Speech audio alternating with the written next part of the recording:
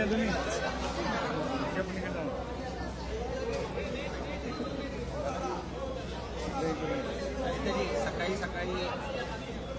Minute त्यांची अजून ठीक आहे.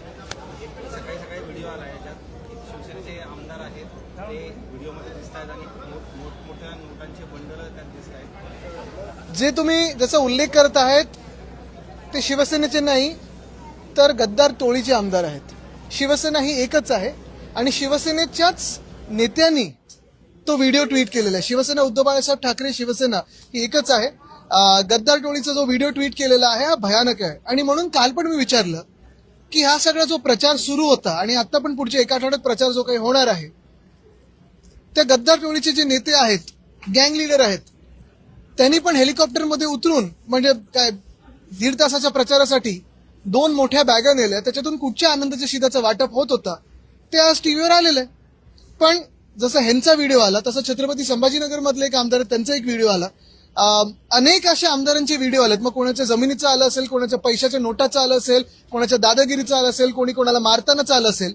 पण एकच प्रश्न आहे की जी भाजपा स्वतःला द पार्टी विथ डिफरन्स हे सांगायची, जी भाजपा सगळ्यांना सांगते की न खाता हूं न खाने देता हूं, न खाता हूं न खाने देता हूं.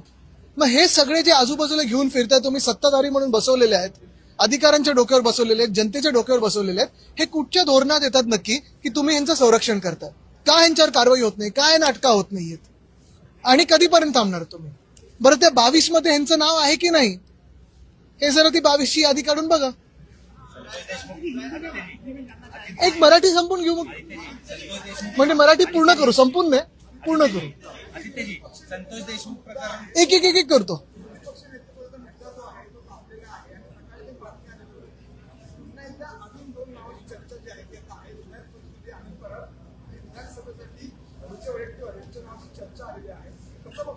अरे तापलेल्या म्हणजे तुम्हीच तापवताय सकाळपासून. काल पण तुम्हीच तापवलं होता.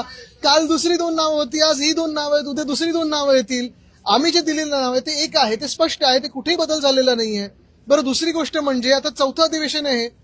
जर अध्यक्ष महोदयांना वाटत असेल असं की अधिवेशन चालू शकतो आपण लोकशाहीचं जिथे विरोधी पक्षाची नेत्याची गरजच नाहीये, हे त्यांनी जगाला सांगावं. मग त्यांनी पुस्तक लिहावं आणि सांगावं की का गरज नाहीये.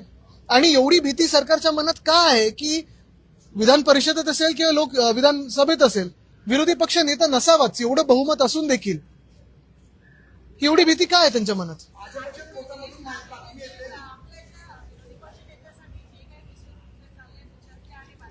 सगळे रुसवे सरकारमध्ये आहेत आणि ते जे बाजूला बसवले त्यांच्यामध्ये आहेत. ऐका तुम्हाला सांगतो, ही जी बातमी पसरवली होती ती एका गटाने पसरवली ज्यांच्या मनात असं आहे की उद्धवजींची आणि मुख्यमंत्र्यांची भेट होऊ नये.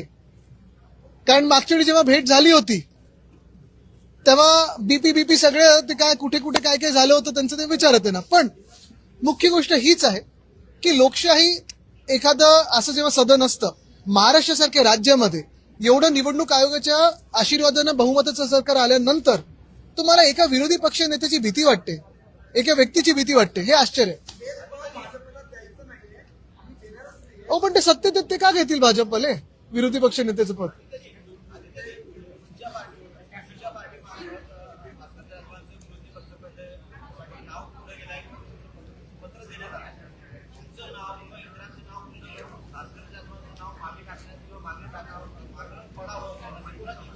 कोणाची नाही. आता उद्या अजून 2 नावं तुम्ही ऐकाल नवीन, पण ते जिंकून आले तेवढं बघा. पुढचा प्रश्न. ठीक आहे चला पुढचा. शाहीद प्रकरणाला आज 1 वर्ष पूर्ण झाले. त्यांच्या घरच्यांचं म्हणणं असं आहे आम्हाला अजून न्याय मिळाला. बीडचं प्रकरण आहे, परभणीचं प्रकरण आहे, अशी अनेक प्रकरणं महाराष्ट्रात आहेत. आज देखील आम्ही सकाळी चर्चा करत होतो. पण मुद्दा असा आहे ना की पुढे सरकार काही करतंय का? आणि ही जशी प्रकरणं आहेत तसं शेतकऱ्यांच्या पण आत्महत्या आहेत. हा पण प्रकार तसाच आहे, चालूच आहे. कुठेही पूर्णविराम त्याला होत नाही कारण सरकारकडून मदत मिळत नाहीये.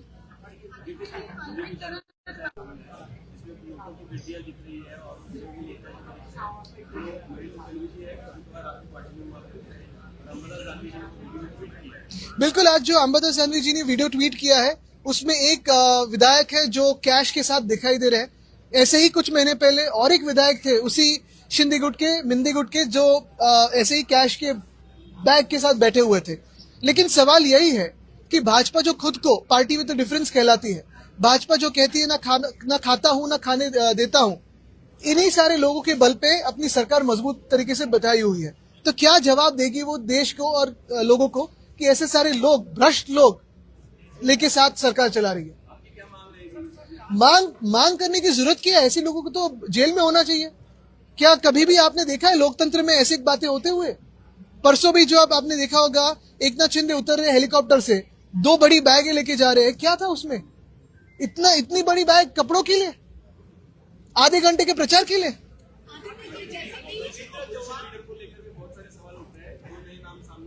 बिल्कुल नहीं, हमने जो नाम दिया है वो किसी भी कोई बदल हुआ नहीं है।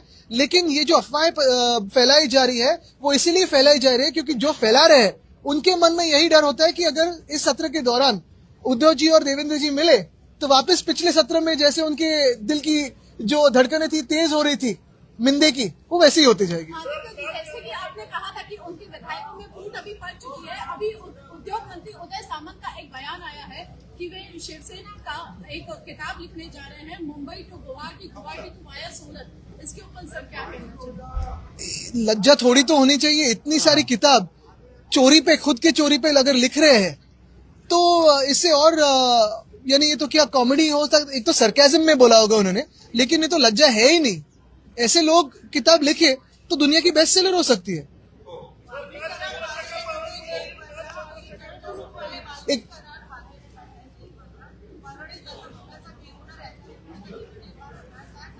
मला वाटतं आपण काय ऐकलेलं त्याच्यावरून चर्चा नको, झालं तर त्याच्यावर बोलूया.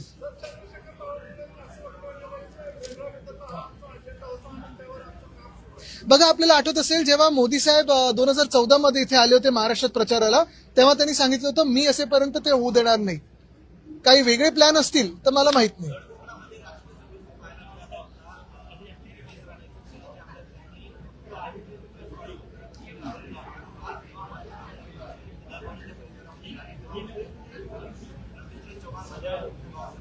मी काही लोकांची मन की बात किंवा धन की बात ऐकतच नाही.